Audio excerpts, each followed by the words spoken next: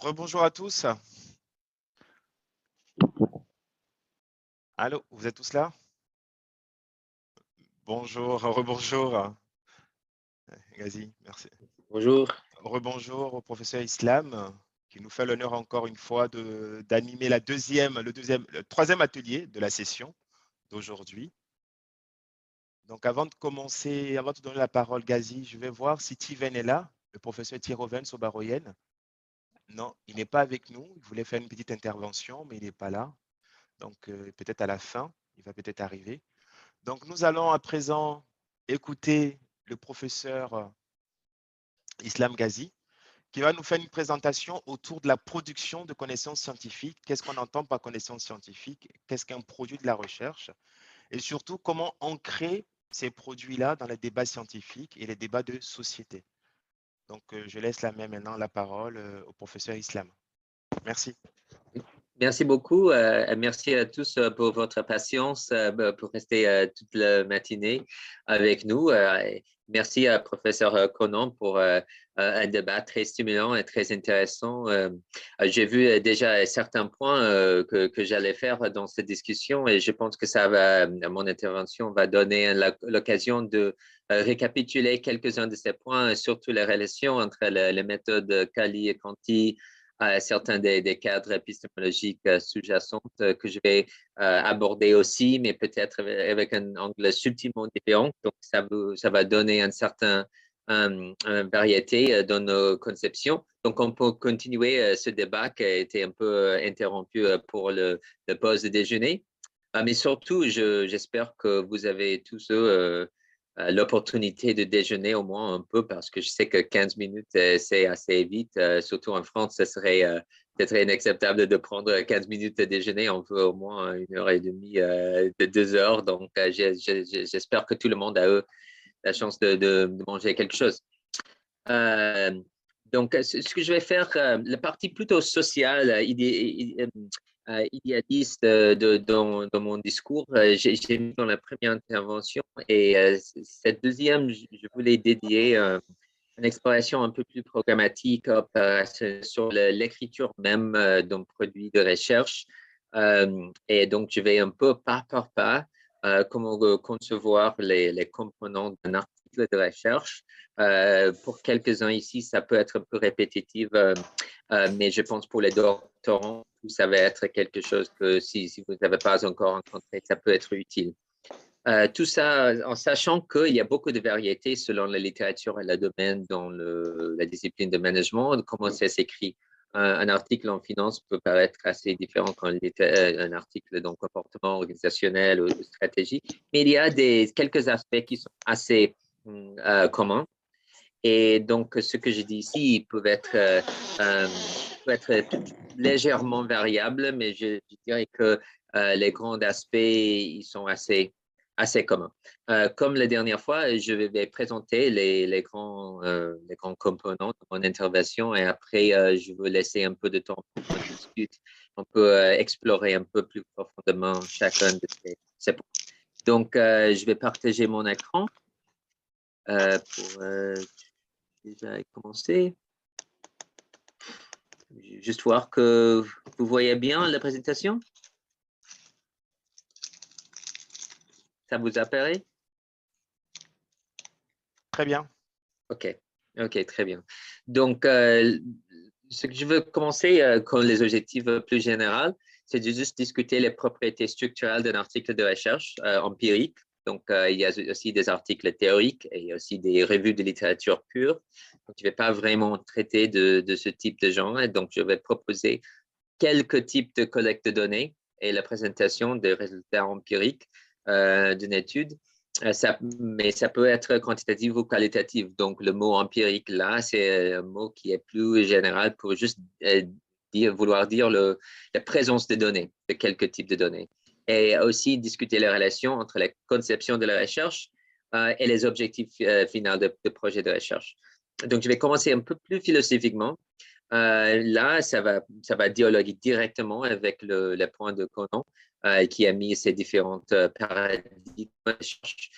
Et je vais contraster, pas trop, mais un peu de contraste avec un article de Amos et Silk qui est de 2008 dans la revue Organization Research Methods, où ils ont mis 3 approches très générales à la recherche empirique qu'ils ont appelées fondationnalistes, quasi-fondationnalistes et non fondationnalistes.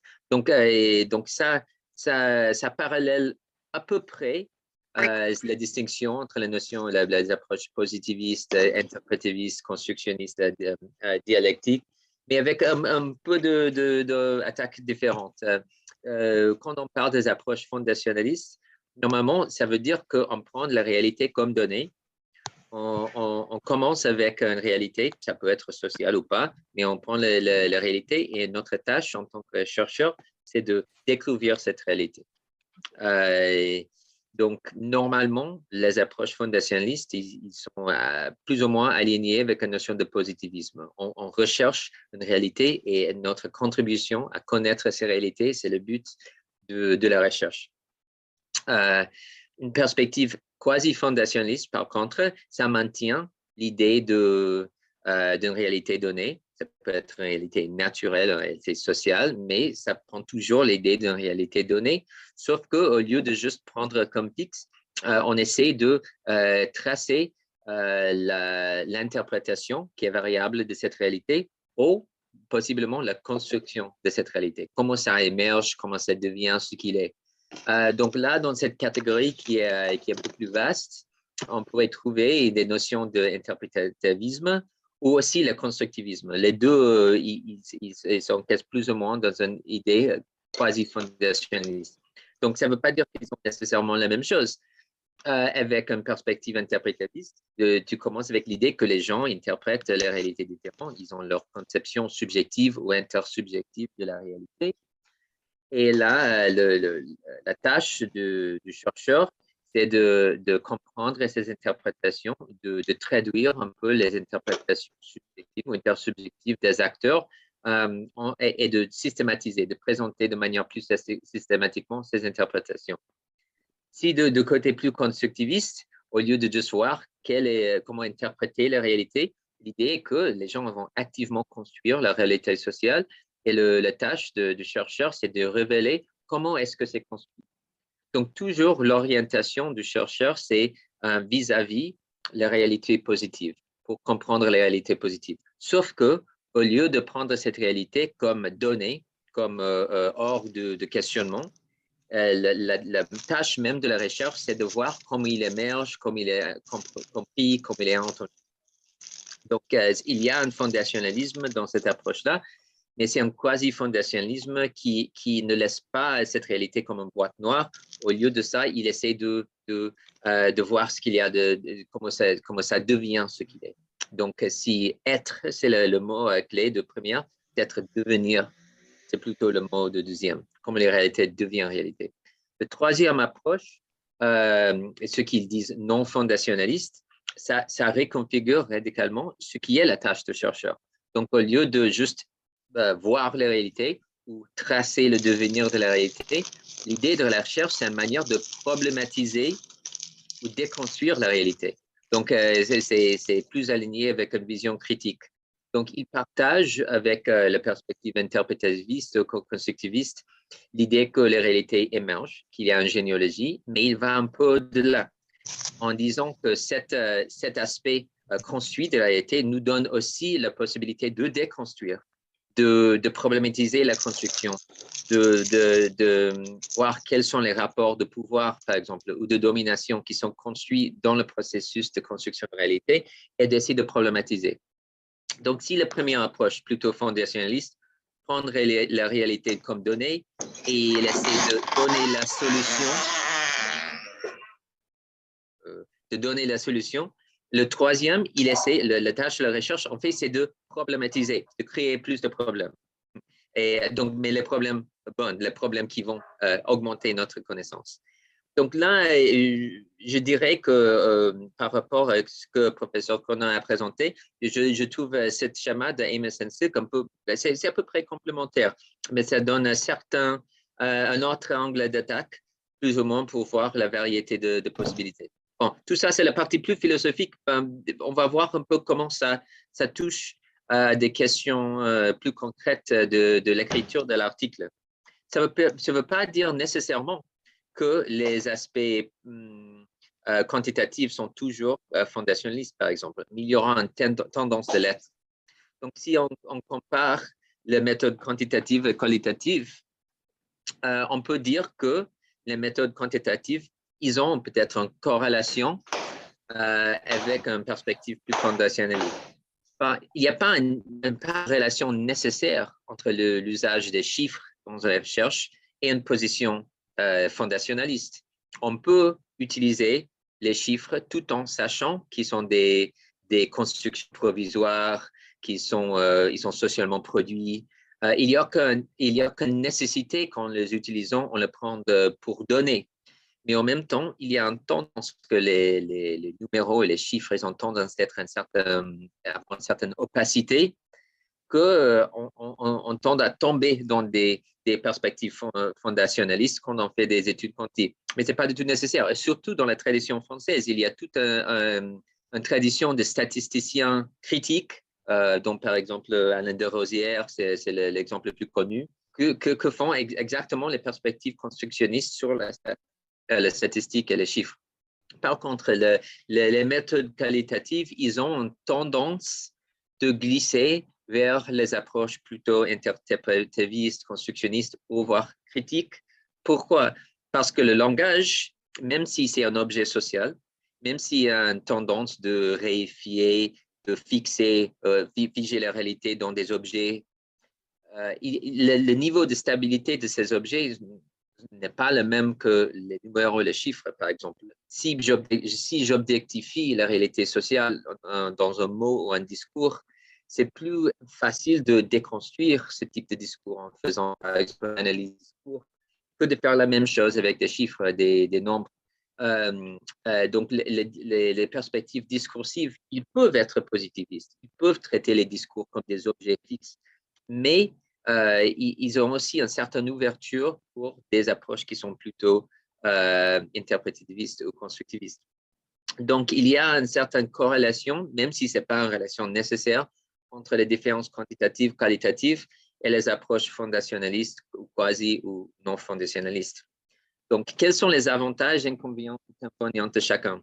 Donc, on a déjà commencé un peu ce débat dans les questions-réponses dans l'autre section. Donc, je vais juste ajouter un petit peu, au lieu de juste penser si on peut combiner le quantitatif et le qualitatif, ou s'ils sont compatibles ou pas compatibles, la manière que j'aime penser sur cette question est à quelle mesure l'approche adoptée va figer ou laisser plus instable l'objet de recherche. Donc, donner que pour faire une recherche, il faut avoir quelques objets. On ne peut pas faire une étude de recherche sans aucun objet d'analyse. Mais cet objet peut avoir plus ou moins de stabilité. Donc, selon nos objectifs, on peut essayer de stabiliser le plus possible d'objets pour l'étudier mieux. Ou des fois, si on est peut-être dans une approche plus critique, on veut exactement déstabiliser l'objet, voir l'objet comme historique, comme fluide, etc., pour voir un peu au-delà de l'objet. Donc, les méthodes quantitatives, ils vont avoir une tendance à figer plus l'objet d'étude parce qu'en fait, ces chiffres, ils ont cette tendance de figer des choses. Donc, ils vont nous pousser un peu vers cet aspect. Donc, c'est la question si on peut combiner les méthodes qualitatives et quantitatives. C'est plutôt la question de comment est-ce qu'on veut ou à quelle mesure on veut figer ou pas figer les objets d'analyse. Donc, des fois, surtout dans une thèse de doctorat, par exemple, où on peut avoir plusieurs études, plusieurs phases, ça se peut que dans certaines phases, on peut essayer de figer, de voir des stabilités d'un objet social, exactement pour parler de cet objet. Mais dans un deuxième moment, ça peut être aussi intéressant de problématiser l'objet, de déconstruire pour voir ce qu'il y a au-delà. Pour donner un exemple concret, imagine si je fais des études dans ressources humaines sur l'inégalité homme-femme. C'est un exemple où les deux approches sont assez communes. En prenant une perspective quantitative, positiviste, je peux très facilement et avec beaucoup de valeur montrer des inégalités de salaire, des inégalités de traitement entre hommes et femmes dans un lieu de travail. sans une stabilité d'objet, je ne pourrais pas faire ça. Donc, un certain positivisme, c'est nécessaire pour étudier des inégalités dans un groupe, dans une organisation. Donc là, le positivisme, le fondationnalisme me sert très bien pour figer une question, un salaire, par exemple, un bénéfice, et aussi le construit de genre, pour pouvoir dire quelque chose sur les inégalités. Si je déconstruisais tout, ce serait impossible. En même temps, en faisant ça, il y a un certain piège de réifier, objectifier ou naturaliser les rôles de genre. Donc, peut-être dans un deuxième moment, je pourrais faire une étude plutôt sur le discours de genre ou l'histoire, la généalogie de genre pour essayer de problématiser les différences de genre et comment il est construit dans une organisation. Ce qui aussi est très important pour un agenda de recherche qui essaie d'étudier l'inégalité entre hommes et femmes, de problématiser même les termes de hommes et femmes, par exemple. Donc, mais il y a une certaine tension entre ces deux projets. Épistémologiquement, il y a une certaine tension parce que le premier, il prend les objets comme fixes pour l'étudier et le deuxième, il essaie de déconstruire les objets. Mais politiquement, les deux approches, ils sont assez alignées parce que les deux, ils sont très concernés par la question de l'égalité et ils veulent améliorer cette situation. Donc, en termes de combinaison qualitative, quantitative, fondationnaliste, non fondationnaliste, je dirais qu'on peut combiner tout en sachant qu'il y aura peut-être une tension entre ces différents composants de l'entreprise de recherche et on doit être conscient de cette tension et on peut, dans la recherche même, expliquer et articuler pourquoi on est OK avec une certaine tension dans la recherche. Donc, compatible, pas nécessairement, mais on peut utiliser des choses incompatibles ensemble et ça peut être très puissant.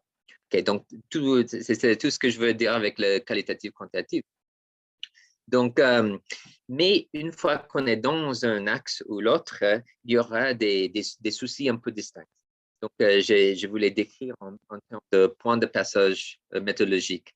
Donc, si on est dans une approche plus quantitative, il y aura quelques questions, quelques décisions qu'il faudrait faire. Première, par exemple, quel va être le mode de collecte de certaines données empiriques? Est-ce que je vais faire une enquête avec un questionnaire, par exemple, une échelle métrique, ou je vais faire une expérience, par exemple, en divisant des groupes selon une variable, où je vais utiliser des données d'archives. Je sais, dans finance et comptabilité, c'est assez commun de prendre des données qui sont déjà construites par des autres. Mais chaque forme de chiffre, comme le chiffre, c'est un artefact social, comme c'est construit dans un contexte, cette décision va aussi décider quel est l'objet qui va être utilisé. Donc, avoir une certaine conscience sur le source des chiffres qui sont utilisés. Donc là, on va avoir des questions sur l'échantillon. Est-ce que c'est représentatif et à quel niveau ça doit être représentatif? Dans ma domaine de base, qui est la psychologie organisationnelle, normalement, on parle des êtres humains. Donc, on présume que les processus psychologiques de cognition, d'affect, de comportement a certaines régularités. Donc, c'est assez commun dans notre domaine de parler des fonctionnements humains et on essaie de représenter l'être humain comme un type de phénomène universel. Mais en même temps, on sait qu'il y a des fortes différences culturelles, régionales, selon beaucoup de différentes variables. Donc, on pourrait aussi essayer de représenter ou généraliser notre échantillonnage selon un certain pays, un certain contexte, une certaine profession, par exemple. Donc, le choix d'échantillonnage va nous informer du niveau auquel on doit essayer de généraliser. Okay. Et finalement, ce qui peut être plus ou moins difficile, la spécification de construct, comme on dit, le construit, le variable de choix et de mesure de ces variables. Donc, je sais qu'en comptabilité, c'est assez problématique. Et dans mon domaine, en psychologie, c'est très problématique aussi. Pour donner un exemple, ma femme, elle est botaniste. Et j'ai beaucoup de jalousie quand elle peut aller en forêt et trouver un certain plante, un certain fleur, un certain légume. Et on peut facilement identifier qu'un objet, par exemple, un certain feuille. Mais dans mon cas, comme un psychologue, je travaille avec des construits comme auto-estime ou extraversion ou auto-efficacité. Donc, si on imagine ce type de concept, ce n'est pas juste là dans la forêt comme un type d'objet qu'on peut trouver. c'est quelque chose qu'on imaginait, on a défini, mais il n'y a aucun sens objectif de la validité de ces objets. Par exemple, si quelqu'un me dit l'autostime, ce n'est pas une chose, il y a trois choses. Ou il n'y a pas une intelligence, il y a 5 intelligences. Donc, comment je peux prouver qu'il y a une chose, deux choses, 5 choses? Donc, il faut avoir un certain cadre théorique avec certaines études empiriques pour montrer qu'il y a vraiment un objet qui mérite d'être étudié. Dans le cas, par exemple, de finance et comptabilité, si on pense récemment, la construction de mesures de ESG, comptabilité environnementale, sociale et gouvernance. Donc, il y a des débats continus sur est-ce qu'il y a une chose là, trois choses, deux choses, est-ce que le parti social disparaît, est-ce qu'il y a un qui est dominant. Donc, la propre définition d'objet d'analyse de soucis devient un aspect clé dans la littérature. Donc, la construction d'objets devient un défi. C'est aussi le cas dans les études qualitatives, mais les questions d'échantillonnage, de sources de données, ça change un peu. Quand on construit une étude qualitative, la première chose, la première problématique, ça devient la sélection et justification d'un certain terrain. C'est surtout le cas quand on fait une étude de cas, puis il faut dire pourquoi ce cas. Ce phénomène, c'est un cas de quoi. Par exemple, quand j'étudie une certaine entreprise, je peux dire, ça, c'est un cas d'une entreprise libérée. Ou ça, c'est le cas d'une entreprise post-bureaucratique, etc. Donc, le choix des terrains et la relation entre les terrains et un concept plus large, c'est un des premiers défis. Pour étudier quelque chose, comment tu le définis comme représentatif d'une certaine idée. Okay. Une fois là, surtout quand on étudie dans des organisations, il y a des questions de source et justification de type de données. Une fois que je suis, par exemple, ethnographe dans une organisation, je parle avec des managers, avec des employés, avec les ressources humaines, etc., je vais avoir plusieurs différents types de données. La plupart vont être discursives, mais aussi mes propres expériences, mes notes de terrain, ou peut-être des photos, des vidéos, ou des archives de l'organisation, leurs matériaux de marketing, peut-être leur page de web. Presque toute organisation, aujourd'hui, il a une présence sur l'Internet. Et est-ce que ces archives d'Internet comptent comme partie de vos données? Donc, la sélection, source et justification d'un certain conjoint de données comme des données relevantes pour votre étude.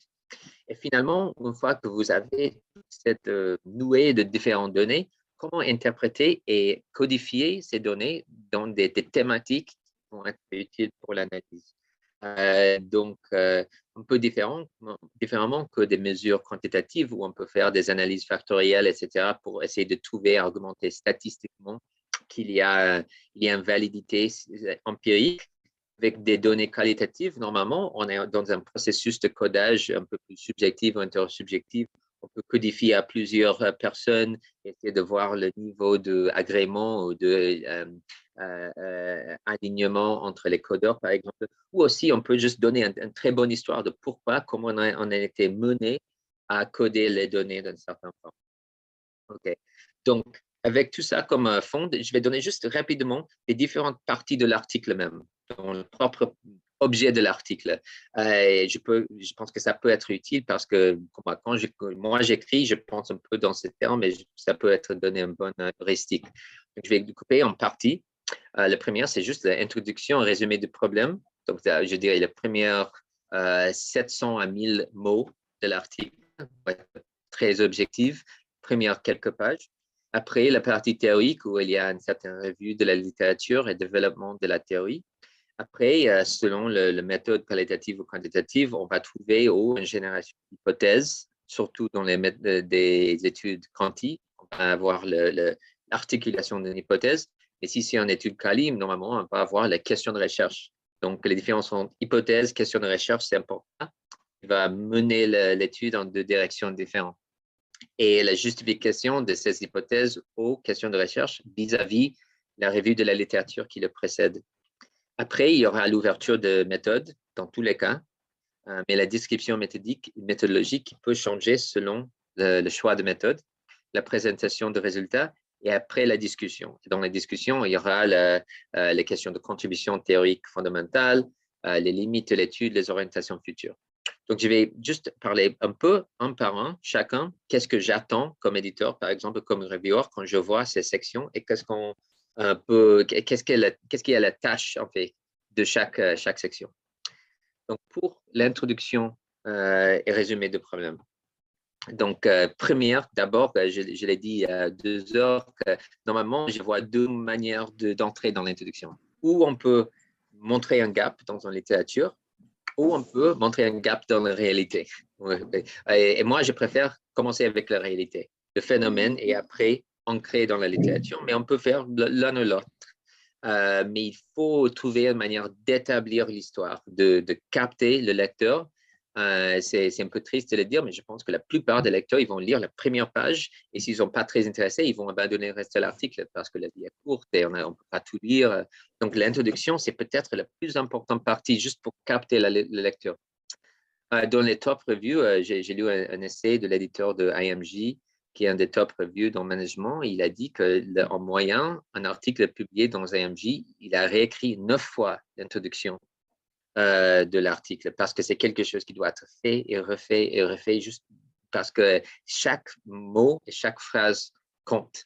Et des fois, quand j'écris, je pense un peu en termes de mètre carré de immobilier. Je dis que le mètre carré le plus cher de l'article, c'est la première page. Donc, chaque phrase est très importante dans cette partie-là.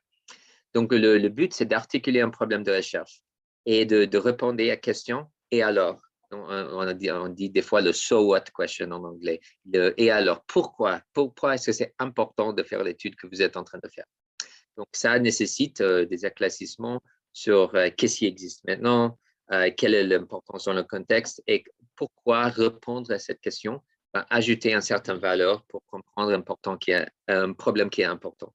Donc, première, comprendre le problème, mais aussi pourquoi ce problème est important. Des fois, une erreur qui est assez commune, c'est de montrer un gap dans la littérature, mais ne pas expliquer pourquoi le gap c'est important.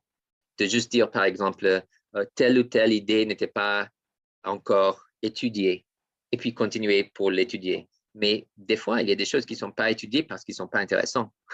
Des choses qui ne sont pas étudiées parce que personne n'importe avec cette idée. Donc, une fois que vous montrez que quelque chose n'est pas étudié, il faut dire « et alors ?» Et il faut l'étudier. Qu'est-ce qui fait qu'on doit l'étudier? Donc, là, avec les citations et la littérature qui est invoquée dans cette première partie, vous avez déjà donné un sens de public principal. Donc, on va imaginer que les personnes citées dans la première page, normalement, sont les gens qui vont être la cible de l'article. On peut imaginer aussi qu'ils vont être les reviewers, parce qu'un éditeur, quand il ouvre ton article, ils vont immédiatement regarder la citation sur la première page et penser « Ah, ce sont des potentiels reviewers pour votre article. » Donc, citez bien la première page, parce que ce sont des gens qui, normalement, vont lire, qui sont censés lire. Okay. Donc, préciser la nature d'article et sa contribution et revoir finalement la structure de l'article, comment ça va procéder. Après, la deuxième section, des fois, on appelle revue de la littérature, et moi, je préfère appeler le développement de la théorie. En fait, dans mon cours de doctorat, normalement, j'interdis le titre revue de la littérature. Pourquoi? Au moins, au niveau de doctorat, je pense qu'il y a une grande tendance d'essayer de juste montrer tout ce qui a été écrit dans cette partie de l'article, de juste dire paragraphe par paragraphe, il y a telle personne qui écrit ça, il y a autre personne qui écrit ça, et juste lister exhaustivement tout ce qui a été écrit. Et le problème avec cette stratégie-là, c'est juste montrer une revue de la littérature exhaustive. Ça semble un étudiant qui veut montrer combien il sait sur la littérature. Bon, c'est bien. Les étudiants ont passé toute leur vie à montrer à leur professeur combien ils savent sur un thème, mais ce n'est pas le but d'un article, un projet de recherche. Le projet de recherche, ce n'est pas de montrer que vous savez bien la littérature, c'est de mener un argument. Donc, je dirais, la revue de la littérature, c'est là que pour monter un argument qui va mener à une problématique pour répondre. Donc, citer sélectivement les articles qui sont les plus importants pour montrer les étapes nécessaires. Donc, on doit penser cette partie de l'article comme un chemin, pas comme une boîte pleine de littérature. C'est un chemin qui va mener à votre recherche. Et votre recherche va être le but, l'objectif final. Et ça peut être une hypothèse ou une question de recherche. Donc, l'idée, c'est que la revue de la littérature, ça va être juste les articles ou les livres qui sont nécessaires pour que vous montrez le gap, les nécessités de votre étude. Ça veut dire aussi que, comme vous n'allez pas exhaustivement revisiter toute la littérature, il va vous falloir, en certaine forme, constituer la littérature à travers votre article. Comme j'ai dit avant, vous constituez des communautés quand vous faites vos propres recherches. Et une des manières que vous faites ça, c'est à travers de la revue de la littérature. Donc, par exemple, l'idée qu'il y a une littérature objectivement qui reste dans le monde, qui attend de votre découverte. Ben, ce n'est pas comme ça que la littérature marche. Il y a plusieurs articles dans des réseaux qui sont tous interliés. Et quand vous faites un argument, il faut constituer votre littérature à travers de ce réseau-là. Donc, il faut donc faire des choix assez grande littérature à revoir. Et ça fait partie de votre construction, pas juste votre découverte. Donc, la partie revue de la littérature. Après, donc, la littérature vous mène à l'hypothèse, question de recherche. Et donc, vous commencez la description méthodologique. C'est là où on commence à voir une différence entre les approches quantitatives et qualitatives qui sont un peu différentes de manière qu'ils présentent. Est-ce que j'ai défait l'arrêt? Oui, c'est bon. Vous voyez toujours les slides? On voit les slides, tu es sorti du plein écran. OK, très bien. OK, c'est super, merci. Et donc là, on a des éléments des descriptions qui sont un peu différents. Mais en général, on peut dire que la description méthodologique, ça va dire qui vous êtes par rapport à votre terrain, où vous faites la recherche, pourquoi vous faites la recherche de cette manière et quels sont les procédés. Il y a une tendance de rentrer dans des formulaires ou des standardisés quand vous faites des descriptions méthodologiques. Moi, je dirais, surtout avec des méthodes qualitatives, c'est mieux d'aussi donner un rapport un peu plus historique. Il y a un certain storytelling dans les méthodes qui sont très importants. De dire comment vous avez choisi vos idées, pourquoi vous avez choisi. Donc, en fait, vous faites un peu de guide de tour de votre étude pour la lecture pour voir pourquoi vous avez choisi certaines méthodes. Avec les méthodes quantitatives qui ont une tendance à être un peu plus standardisées, des fois, vous pouvez juste rapporter ce que vous avez fait. Mais même là, il faut mettre des justifications. Pourquoi vous avez décidé de faire une certaine technique analytique, un certain échantillon, quelles sont les limites de votre échantillon, qui était inclus ou exclu, pourquoi. Donc, il y a toujours un certain... il faut raconter les choix dans la construction et le design. Donc, pour le quanti, donc, il y a l'échantillon, les procédures, aussi les statistiques descriptives. Normalement, il y a des choses qui sont très faciles, mais les gens, ils oublient à faire. Par exemple, inclure une table de corrélation. Donc, chaque étude quantitative. Il y a des choses qui sont très faciles, mais des fois, des gens, ils ne mettent pas assez de statistiques descriptives qui sont très utiles pour les reviewers. Et finalement, la construction de mesures, la validation, processus de validation de mesures. Dans le quali, il y a aussi la question de réflexivité. Comment vous vous positionnez vis-à-vis de votre terrain? Est-ce que vous êtes un membre, par exemple, de cette organisation? Comment est-ce que vous avez arrivé à gagner l'accès et la confiance de participants dans le terrain? Quels sont vos possibles intérêts vis-à-vis du terrain? Et comment vous avez choisi à qui parler, etc. Quels étaient les problèmes, etc. Et comment vous avez trouvé le bon chemin d'analyse. Un peu différent que le quantitatif, parce qu'idéalement, quand on teste des hypothèses quantitativement, il faut savoir des hypothèses d'abord, a priori. Mais avec le qualitatif, il y a beaucoup de aller-retour abductif avec les données. Donc, c'est assez commun qu'on change les questions de recherche, qu'on fait une certaine technique de codage, qu'on trouve que ça ne marche pas, on retourne, on refait. Et des fois, quand vous décrivez dans les méthodes toutes ces erreurs, tous ces problèmes, comme vous avez appris, ça peut être de grande valeur. Donc, normalement, avec les méthodes Qualis, je pense que c'est une erreur d'être trop sûr, de trop justifier. Des fois, admettre les erreurs, ça peut donner une certaine confiance de la part de lecteur. et de laisser accompagner votre processus de découverte. Okay. Dans la stratégie analytique, j'ai déjà parlé un peu, mais le grand défi de cette partie, c'est d'écrire comment vous passez aux données, partie empirique, aux résultats. Donc, avec le quantitatif, c'est préciser l'analyse, la validation de concepts, etc. Et le test que vous avez fait. Avec le quali, c'est la stratégie de codage. Si vous êtes plutôt déductif, normalement, ce n'est pas le cas avec le quali, mais des fois, vous avez déjà un cadre a priori. C'est plus commun, vous êtes plus inductif, vous commencez avec les données, vous essayez d'interpréter, ou abductif, quand il y a plutôt un aller-retour données-théorie. Et la justification épistémologique, c'est là où vous pouvez dire si vous êtes plutôt fondationaliste, quasi-fondationaliste, non fondationaliste, par exemple. OK. Donc, une fois qu'on est dans les résultats, juste comme des principes généraux, c'est important de toujours revenir à vos hypothèses originales et vos questions de recherche. C'est très commun dans les résultats qu'on commence à parler des données, de ce qu'on a découvert, ce qu'on a vu, etc., et oublier les questions de recherche qui a structuré d'emblée l'étude. Donc, rappelez le lecteur de la question de recherche, qu'est-ce que vous vouliez voir et qu'est-ce que vous avez vu, en effet, et quel est le rapport. Donc, revenir souvent à la question de recherche. Donner beaucoup d'exemples et d'illustrations. C'est plus important avec le Kali, mais c'est bien en général. Des fois, les chercheurs en Kali, ils aiment bien mettre des petites vignettes qui donnent des exemples illustratifs, etc. Là, il y a vraiment un art rhétorique de mettre des verbatims, de tisser les verbatims avec le théorie émergent.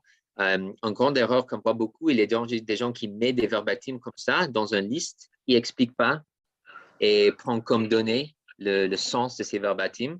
Ce qui marche mieux, c'est de mettre un verbatim et après dire, par exemple, une citation de Conan et après tu dis, comme Conan a dit, et expliquer, interpréter, et un peu d'exégèse, il aide à comprendre le verbatim. Et je trouve que ça peut être très utile pour mettre vraiment le sens dans le verbatim et créer un pont entre les données et la théorie. Donc, des fois, il y a trop de données. Il y a toujours trop de données pour le mettre dans un article. Donc, ajouter des tables illustratives peuvent être très utiles, surtout des tables de codage. Et des fois, je connais des collègues, moi, je ne fais pas trop ça, mais je connais des collègues qui soumettent avec leur article une table de données de 6-7 pages de bonnes citations verbatim. Et toujours les reviewers, ils disent, coupez ça, il y a trop de verbatim. Mais ça leur fait croire dans l'étude empiriquement. Dans le deuxième, troisième round, ils coupent les tables, mais c'est déjà fait. Ils ont déjà gagné la confiance. Moi, normalement, j'ajoute une table de 2-3 pages de données et normalement, c'est suffisant. Des fois, il faut le couper, mais l'importance là, c'est de montrer aux reviewers que vous avez des bonnes données. Donc, ils peuvent confier dans le potentiel de votre étude. Et surtout, dans le résultat, vous n'êtes pas encore dans la théorisation. Vous êtes dans l'empirique. Donc, toujours retourner à l'empirique. Je vois, par exemple, des gens qui mettent beaucoup de citations dans les résultats. Donc, ce n'est pas l'endroit pour les citations. Le résultat, c'est pour les verbatim et l'interprétation des verbatim ou les chiffres, mais pas la théorisation des résultats, ce qui vient après. Donc, finalement, une fois qu'on est dans la discussion, on commence par résumer et tirer quels étaient les résultats principaux. Un paragraphe, 2 paragraphes maximum. Après, commenter sur les surprises qui ont pu apparaître dans l'étude, des choses que vous imaginez qui vont se passer mais qui n'ont pas passé, ou des changements de direction que vous avez vécus. De nouveau, ça ajoute beaucoup de valeur quand vous admettez que vous n'avez pas raison. L'impression que vous ne voulez pas donner, c'est que vous sortez de l'étude avec la même connaissance que vous aviez quand vous êtes entré. Parce que là, ça veut dire que l'étude n'a rien appris. Donc, c'est bien de montrer ce que vous avez appris dans le processus de l'étude. Donc, et après, vous montrez les contributions théoriques, les principaux apports, et comment ça ajoute à la littérature avec laquelle vous engagez. Et des fois, selon la revue, le cible, vous pouvez mettre les apports appliqués. Des fois, c'est plus important pour votre revue chez moi. Après, la critique et les limitations de votre méthode et votre étude sont importants. Et moi, une une stratégie que j'utilise souvent, c'est dans la partie limitation, juste au lieu de dire pourquoi l'étude était limitée, vous pouvez décrire pourquoi elle était limitée et après, dans le deuxième paragraphe, dire comment les études futures peuvent améliorer ce que vous avez fait. Donc, convertir des limitations en opportunités futures, c'est une bonne manière de constructivement admettre les faillités de vos choix et aussi promouvoir plus de discussions pour améliorer le futur. Donc, les orientations futures de la recherche sont très importantes parce que c'est là où vous tissez un agenda de recherche. Comme j'ai dit dans la première intervention, le but de votre article n'est pas de clore la discussion, c'est de l'ouvrir, d'écrire un agenda. Donc, souvent, les auteurs, ils traitent les recherches futures comme un type d'après-pensée. Donc, bon, OK, il y a des choses futures, mais en fait, c'est pas très important pour moi. Mais moi, je mets beaucoup d'importance sur la section recherche future parce que là, vous montrez pourquoi votre étude a créé une conversation. Et ça augmente aussi la citabilité de votre propre article. Et pour être un peu plus stratégique, des fois, ces études futures que vous suggérez, ça va être les prochaines études que vous voulez mener aussi. Donc, une fois, la prochaine étude que vous faites, vous pouvez dire, comme des autres articles ont suggéré, et c'était en fait votre dernier article. Donc, vous créez un certain enchaînement. Et donc, c'est un agent de recherche qui crée un alignement. Okay. Donc, je sais que c'était un peu moins philosophique, un peu moins idéaliste, mais j'espère que ce regard objectif sur le document même de produit de recherche a aidé, qui est la possibilité de concrétiser un peu la recherche. Donc, je vous remercie encore une fois pour votre présence et j'ai hâte de voir vos retours.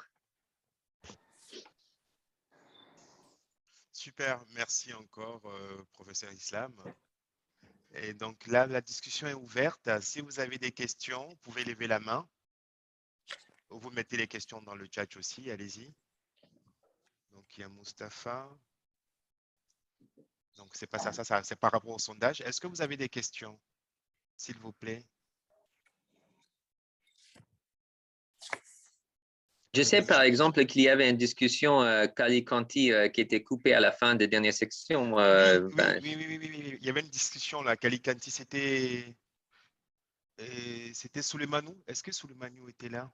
Ben, si tu veux, tu peux rebondir là-dessus.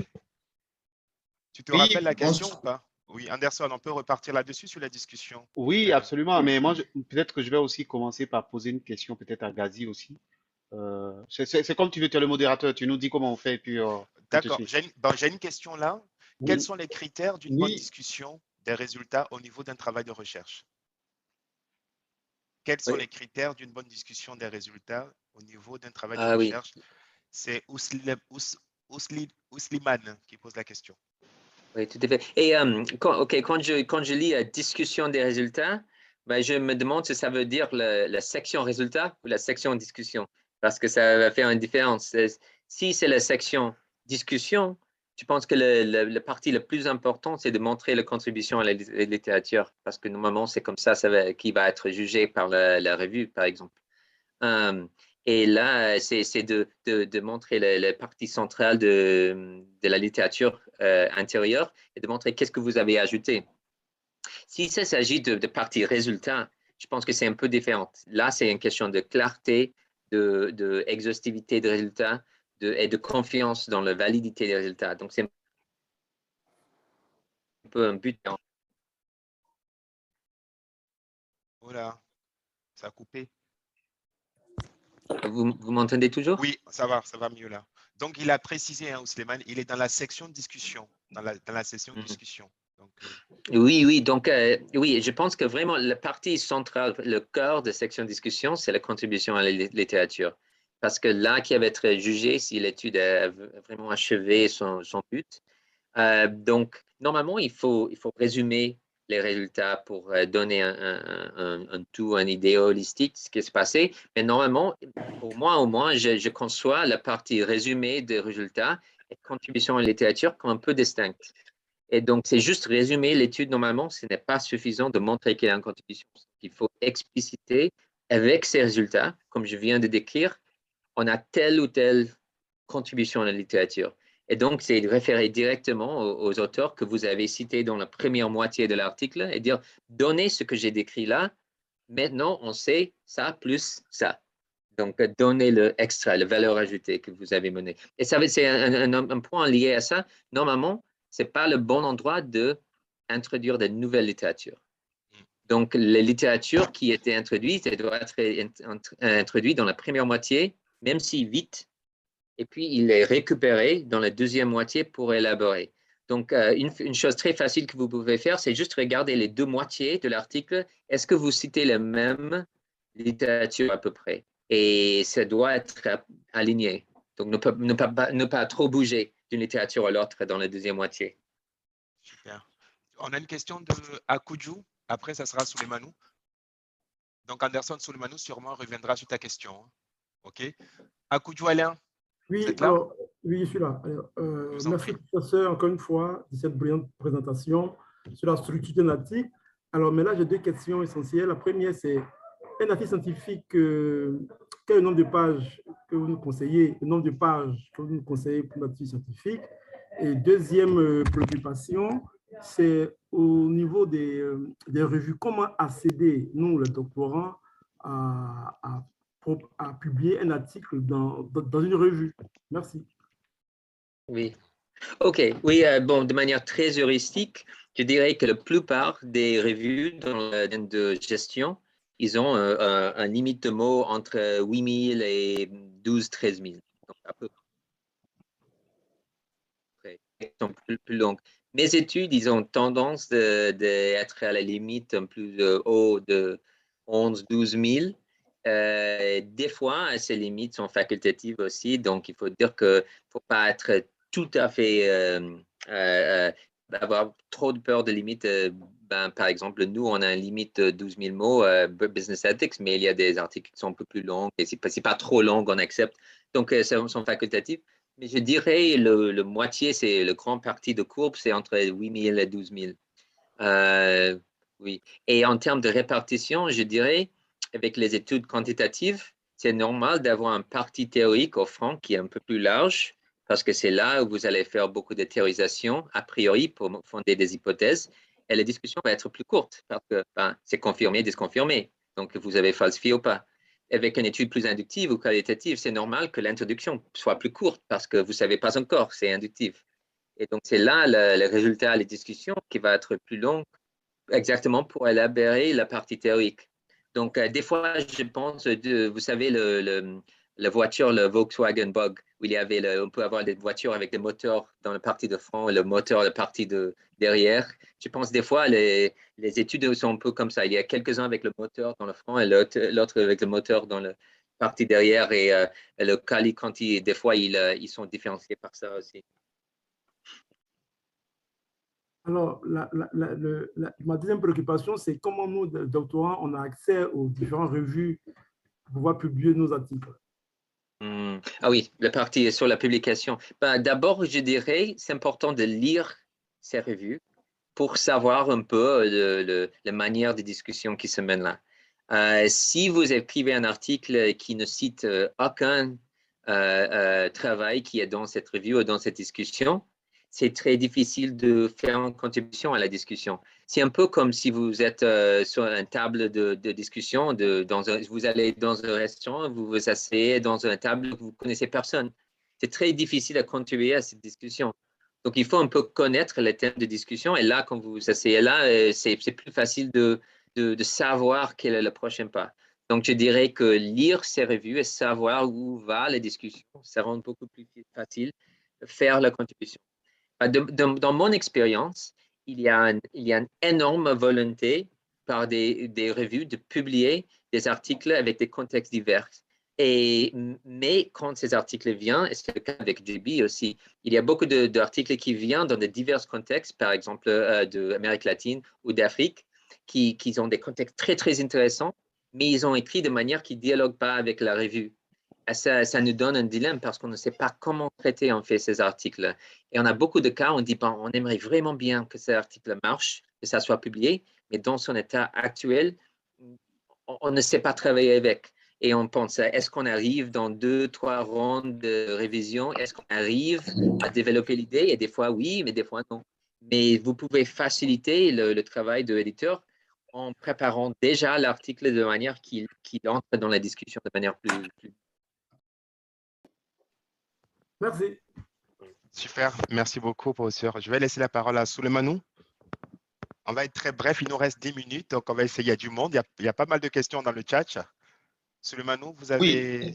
Oui, merci très rapidement, cher frère Serge. C'est vrai que bon, j'ai beaucoup de vos nouvelles à travers Ganja, votre homonyme. Merci beaucoup au professeur Islam pour votre brillante présentation. Je l'ai beaucoup apprécié. Alors, très rapidement, je voudrais revenir sur ce que je disais tout à l'heure. Nous avions été interrompus. En réalité, nous savons que le travail scientifique est comme un repas. Quand on offre le repas à quelqu'un, l'un peut apprécier le mets, l'autre peut ne pas l'apprécier. Et maintenant, ma préoccupation, c'est la compréhension avec les aînés, certains que je pourrais qualifier de la vieille école. Quand on procède, par exemple, à la méthodologie, comme je le disais, le guide d'entretien est fini par le questionnaire, ça s'apparente au calicanti, ils ne sont pas d'accord. Du coup, vous ne vous comprenez pas du tout. Quand vous leur dites, bon, voici une thèse évaluée, quand il aperçoit cette approche, il vous retourne votre document, il dit que lui ne peut pas évaluer. Et du coup, ça frustre autant le candidat que le directeur de la recherche. Je suis en train, avec beaucoup d'appétit, j'étais autant pour moi en train de suivre avec beaucoup d'intérêt ce que me disait le collègue Seni, qui est plus avancé en termes de méthodologie de la recherche que moi. C'est pour cela que je dis, ce sont les arguments que je glane comme ça pour désormais essayer de raisonner ces aînés un peu dans ce sens. Voilà, si je peux encore, avec votre permission, un peu continuer à écouter professeur Seni. Sénican. En fait, son nom, c'est Sénican, en fait. Voilà, c'est en 2 fois. Je laisse M. Gazi, professeur Islam et professeur Sénican. Vous pouvez échanger tous les deux. C'est un débat à 3. Voilà. Peut-être que oui, peut-être que le professeur Islam pourra rajouter là-dessus. Hein. Vous m'entendez? Désolé, pardon. Vous m'entendez là maintenant? Oui. Donc, je disais que peut-être que le professeur Islam pourra rajouter là-dessus. Mais une fois de plus, très cher Souleymanou, pour moi, il n'y a pas d'orthodoxie. Une fois de plus, je vois que quelqu'un a mis dans le chat, c'est justement Herman. Il y a même une revue qui s'appelle Mixed Method Research. Si j'ai le bon souvenir de la dénomination. Donc, il y a une méthode qui est mixte, qui existe. Le mixte peut être articulé de diverses manières. Le mixte peut utiliser divers types de données, mais c'est en tout cas ce qu'on essaie d'apporter comme explication, comme justification, ce qu'on essaie de démontrer, qui doit être en cohérence avec le type de matériaux qu'on manipule et l'articulation de l'argument. Un papier de recherche, c'est de convaincre des gens. Comme dit le professeur Islam, on veut être avec une audience, on veut participer à une conversation, mais on veut participer à une conversation en essayant de convaincre par rapport à ces arguments. Donc, si l'argument est renforcé avec une diversité de méthodes, très bien. Toute la question est la meilleure articulation. Mais la meilleure articulation, ben, encore, le professeur Islam a des analogies très intéressantes. Le moteur peut être avant, peut-être après, en fonction de l'argument qu'on veut avoir. Donc, pour moi, des collègues qui ne veulent pas faire des papiers parce que, évaluer des thèses parce que les thèses sont d'une certaine façon, je ne juge pas, mais pour moi, c'est une orthodoxie qui n'a pas son sens d'être. Voilà. Mais, et que les arguments sont ceux-là. La méthode mixte existe pour ce genre ce type de recherche. Voilà, peut-être que le Islam veut rajouter là-dessus, je ne sais pas. Oui. Oui, ouais, une des raisons que j'aime bien utiliser la notion de fondamentalisme là, c'est que je pense que ces deux conversations, s'il s'agit de la stabilité des objets de recherche. Donc, si je m'imagine dans un monde où il y a des objets déjà construits, stables, qui ne changent pas, bon, il me reste à les compter et faire les corrélations avec. Et je pense qu'il y a rien erroné avec ça, ça marche. Mais si je peux mettre l'autre chapeau et voir comment ces objets ils ont été créés, et ça change une série de questions. Et en fait, il y a une certaine tension. Je ne veux pas dire comme on peut juste mettre ensemble. C'est comme cette analogie avec le dîner, c'est très bien. On ne peut pas juste tout mélanger les différentes nourritures parce que ça va pas aligner. Ça va donner une digestion. Mais en même temps, il y a différents buts et différents objectifs. Et si on maintient en général, il y a pas de méthode mauvaise, mais chaque méthode, c'est comme un outil. Et chaque outil est utilisé pour certaines choses. Est-ce que je peux rajouter là-dessus, cher modérateur? Oui, oui, je t'en prie. Euh, Après, il y a deux questions dans le chat, hein. D'accord, ok. Vas-y. Donc, alors, ce que je voudrais rajouter là-dessus, mais je vais reprendre encore cette idée de réalité. Et je crois que le professeur Islam pose bien les choses. À mon sens, il y a cette idée de réalité physique qu'il faut très bien comprendre. Je pense que la notion qu'il dit ici de stabilisation, c'est que la réalité physique est quelque peu stabilisée d'une certaine façon, hein. Quoique on peut penser à de l'évolutionnisme et un peu tout ça, quoi. Donc, son exemple de aller dans la forêt prendre des champignons et tout ça, oui, physiquement, je vois le champignon. Très bien. Donc, cette réalité, elle existe. Si je ne suis pas dans la forêt, le champignon va pousser. Très bien. Donc, c'est ce qui est extérieur à soi, c'est ce qui est objectif. Mais quel est le repas que je fais pour reprendre le tableau de la nourriture? Quel est le repas que je fais avec le champignon? Ça, c'est totalement une construction sociale, quelque part. Donc, finalement, dans mon idée d'avoir un repas à base de champignons, je me retrouve dans une logique de une partie de l'affaire est extérieure à moi parce que le champignon peut pousser indépendamment de moi, mais à l'inverse, je peux faire une sauce avec elle. La sauce, elle est appréciée, pas appréciée. Ça dépend de comment je combine l'affaire. Donc, si on veut rentrer vraiment dans une discussion très poussée dans cette affaire, c'est que si mon objet de recherche a une dimension stabilisée, mais une autre dimension qui relève des interactions sociales, je ne vois pas pourquoi est-ce que je ne pourrais pas combiner des outils qui me permettent de capter ces dimensions-là.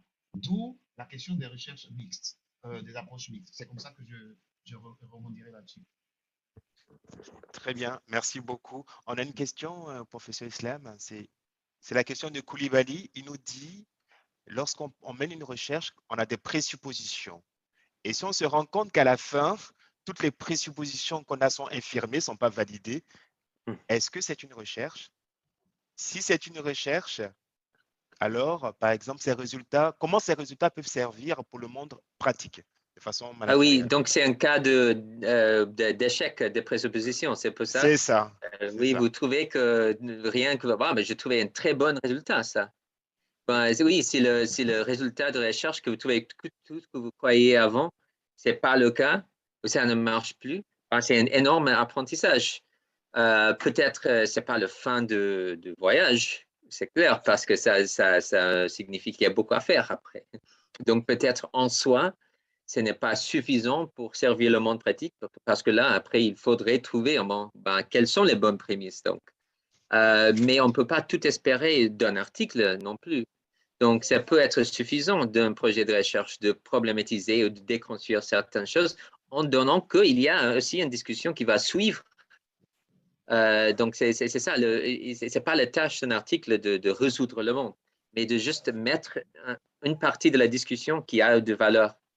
Et bon, mais je peux ajouter, si c'est le cas, qu'à la fin de l'article, vous dites, je ne sais plus parce que c'était tout enfermé, mes prémices, il faut avoir une très bonne section de recherche future parce que là, il va y avoir beaucoup de valeur dans cette section-là où vous guidez le futur de ne plus faire la même erreur. Merci pour Koulibaly. On a une question de D qui nous dit, le chercheur doit-il formuler des propositions de recherche ou des hypothèses de recherche lorsqu'il n'y a pas de revue empirique au fait sur le sujet? En gros, lorsqu'il n'y a pas d'études empiriques sur le sujet, est-ce que le chercheur doit formuler des propositions de recherche, des hypothèses? Oui, ça fait moins de sens, c'est clair. Je dirais que les hypothèses et les propositions, ça veut dire que vous savez plus, que vous imaginez que vous savez plus. Les questions de recherche plus ouvertes et que vous savez moins empiriquement. Donc, vous êtes au point de lancer une hypothèse, ça veut dire que vous avez une bonne base déjà pour monter l'hypothèse. Ce n'est pas nécessairement le cas que cette base soit empirique. Il peut, selon les économistes, par exemple, il peut avoir des bonnes raisons théoriques pour lancer une hypothèse. Donc, mais il faut avoir des bases, soit empiriques, soit théoriques, je dirais. Merci beaucoup pour des. Il y a Je Hamid. peux... Ah, pardon. Bon, Anderson, je laisse la parole quand même aux Oui, intervenants, s'il te oui, plaît. oui. Après, il y a Hamid et ensuite Anderson va conclure et puis je laisserai la parole à Vidisha. Hamid, s'il vous plaît, vous avez la main. Bonjour. Bonjour tout le Hamid. monde. Bonjour mes T'en prie. professeurs. D'abord, je vous remercie infiniment pour cette organisation, pour cette initiative scientifique importante. Donc, j'ai une question dans le cadre de cette recherche et ces philosophies. Monsieur le professeur, pourriez-vous me donner 2 ou 3 indicateurs au maximum de performance qu'on pourrait évaluer un article de recherche? En tant que reviewer, par exemple. Quoi? Oui, en tant que reviewer ou en tant qu'éditeur de revue, par exemple. En tant que, c'est-à-dire en tant que libre, c'est-à-dire pour apprécier un article, comment atterrir, c'est-à-dire dans le cadre de la lecture générale. Moi, j'ai beaucoup, par exemple, un fichier d'articles dans le cadre de la gestion budgétaire et dans le cadre des finances publiques, mais j'arrive pas à sélectionner, c'est-à-dire des articles importants par rapport à d'autres. Moi, pour faire, c'est-à-dire un article, je vais sélectionner au maximum, c'est-à-dire certains articles que je vais me concentré pour faire, c'est-à-dire la bibliographie. Donc, mais ici, je cherche un certain indicateur de performance, c'est-à-dire de performance et l'évaluation, qu'on pourrait évaluer cet article, ou un article, quel que soit. Il y a beaucoup de potentiels facteurs, mais je peux peut-être résumer en 2 grandes questions, juste pour faire un peu plus vite. Le premier, je dirais, est-ce que c'est clair que ce que l'article veut faire, et est-ce qu'il fait ce qu'il veut faire? Donc, est-ce que l'objectif de l'article a été achevé? Donc, dans ses propres termes, Oui. est-ce qu'il a bien articulé ce qu'il veut faire et est-ce qu'il l'a fait? C'est le premier type conjoint de considération, oui, selon ses propres. Et le deuxième, je dirais, est-ce que ce qu'il veut faire est bon, est important? Donc, oui, c'est une deuxième question. Est-ce qu'il fait ce qu'il veut? Est-ce qu'il veut est important? Et le deuxième, c'est plus difficile parce que ça nous force de faire un jugement de valeur. Le premier, c'est juste internement. Est-ce qu'il est consistant avec son projet? Et le deuxième, est-ce que son projet est un projet qui fait de sens? Donner la littérature, donner le connaissance, etc. L'importance. Et alors? Je vous remercie. Professeur Ghazi, Islam. Et nous laissons la parole à M. Sénican. Vous voulez terminer sur quelque chose? Non, c'est bon. Je pense que non, je laisse comme ça. Peut-être qu'on aura encore d'autres espaces de discussion. Je laisse le professeur Islam répondre à Très bien. directive. Mais en tout cas, on est du tout le comité d'organisation. Donc, je laisse la parole à Vidisha peut-être pour conclure. Voilà, je laisse la parole à Vidisha, qui est la responsable AFA francophone. Donc, merci en tout cas pour cet atelier. Je laisse Vidisha conclure. Merci beaucoup, professeur Islam. Merci Serge, merci beaucoup, merci professeur Islam, merci Sénican. Finalement, on est arrivé à la fin de notre premier atelier. J'espère que vous avez trouvé ce qu'on vous a présenté intéressant. Il y aura d'autres ateliers et dont les dates et les thèmes seront validés au prochain congrès à la fin, qui se tiendra au Caire en septembre. Et vous aurez les informations à la fin de septembre. Et je vous demanderai peut-être, avant de partir, si on aurait pu faire une photo, je ne sais pas, je sais que une photo, s'il serait possible pour vous, s'il vous plaît, d'allumer vos caméras. Et c'est à cause de ça, j'ai préféré de l'annoncer un peu avant, pour que vous puissiez vous maquiller. Et vous faire pour ceux qui mettent des maquillages. Hein. Beau et belle pour la photo. Dès que vous êtes prêts, on vous donne quelques minutes et puis je vais faire une dernière annonce. Et avant de se revoir et peut-être si tout se passe bien en novembre, n'est-ce pas Serge? Oui, si tout se passe bien en novembre. En septembre, je crois. Non. En septembre, on a le congrès de la fin. D'accord. de la Le FA. début septembre, il y a le congrès annuel de la FA qui se tient au D'accord. Caire. Tout à fait. Et donc, du D'accord. coup, nous, notre prochain atelier aura lieu, on va voir avec les intervenants, courant novembre-décembre. Et on sera sur des thématiques autour des théories, les théories en comptabilité et en finance. Mhm. Et après, on verra l'année prochaine, on vous présentera les méthodologies qualitatives, quantitatives. On aura peut-être 2 ateliers là-dessus aussi. Donc, vous comprenez très bien que c'est des sessions qui sont un peu lourdes. Donc, le comité d'organisation a du pain sur la planche. On essaie de trouver des intervenants de qualité afin que vous ayez un retour aussi de qualité, que vous puissiez en tirer quelque chose. Donc, dès qu'on a plus d'informations, on Exactement. vous diffuse l'information le plus tôt possible afin que vous puissiez vous organiser. Voilà. Merci. Merci à vous en tout cas Et d'être présent c'est aujourd'hui. justement pour cela, excuse-moi Serge, et c'est justement pour cela le but de collecter les informations. Si tu peux aussi, Serge, repasser la forme, s'il te plaît. Dès qu'on est prêt pour la photo, moi je suis prête. Oui, moi je fais des imprimés parce qu'il faut faire des captures écran. Je suis désolé, hein, parce que c'est en 2 pages. Oui. C'est en 2 pages, donc je vais le faire en 2 fois. Là, je suis la 2e page.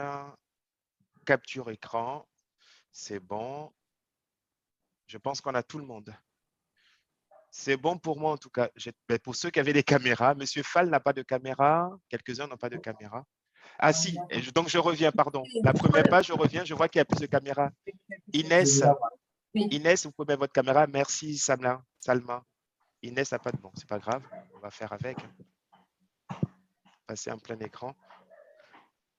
Vous êtes sympathique. Merci à tout le monde. Super, c'est bon pour moi. Je peux peut-être rajouter quelque chose, Vidisha, vite fait. Oui, Vidisha. Oui. Oui, Vas-y, vas-y, tu peux. Anderson. Ah oui, alors ça serait bien peut-être que aussi que les uns et les autres, c'est vraiment une communauté dans laquelle on voudrait que les choses soient dynamiques. Donc peut-être si vous avez des réseaux sociaux, enfin des profils sur LinkedIn par exemple, parce que AFA est sur LinkedIn, ça sera sur LinkedIn qu'on passe aussi des informations. C'est peut-être bien aussi de maintenir les liens sur LinkedIn. Donc voilà, mettez-vous en relation avec AFA sur LinkedIn. Si vous n'avez pas de profil LinkedIn, créez un profil LinkedIn. Merci encore à tous. Donc, en ce qui concerne les présentations d'aujourd'hui, les slides et des intervenants, aussi bien M. Islam que M. Sénican, on va demander l'accord des intervenants. On vous transmettra les documents qui seront autorisés par les intervenants. D'accord? Donc, vous aurez par mail les documents autorisés par les intervenants après leur accord. Donc, c'est pour ça qu'on a collecté toutes ces informations-là pour pouvoir aussi après échanger. Et je vous demanderai, je suis désolé, hein, lorsque vous répondez à des mails, ne répondez pas à tout ça. D'accord? Parce qu'il y a plus d'une 60aine de personnes, on reçoit plusieurs mails en même temps. Répondez à celui qui vous a envoyé le mail, au fait, c'est beaucoup plus facile à gérer. Voilà. Si vous avez des questions, des remarques, vous avez le mail de la FA, notre mail, pour nous qui organisons les ateliers. Je vous remets notre mail encore une fois. Pour ceux qui l'auraient oublié, c'est afa. Attendez, je vous le remets là. C'est atelier.afa, atelier AFA, excusez-moi, il est là. Donc, vous avez le mail ici. Si vous avez une quelconque question, vous écrivez à atelier au pluriel afa@afaassociation.com. Voilà. Est-ce que Serge, peut-être que professeur Islam veut dire un petit mot Oui, en ou effet, est-ce on qu'il y va a quelques laisser. participants veulent dire quelques petits mots, je ne sais pas. Oui, moi, j'aimerais bien juste vous remercier tous pour votre accueil, pour l'excellente discussion. Pour moi, c'était un excellent événement et donc je me sens un énorme plaisir d'être ici parmi vous. Super. C'est partagé. C'est partagé. Merci à toi, merci à toi. Merci à toi.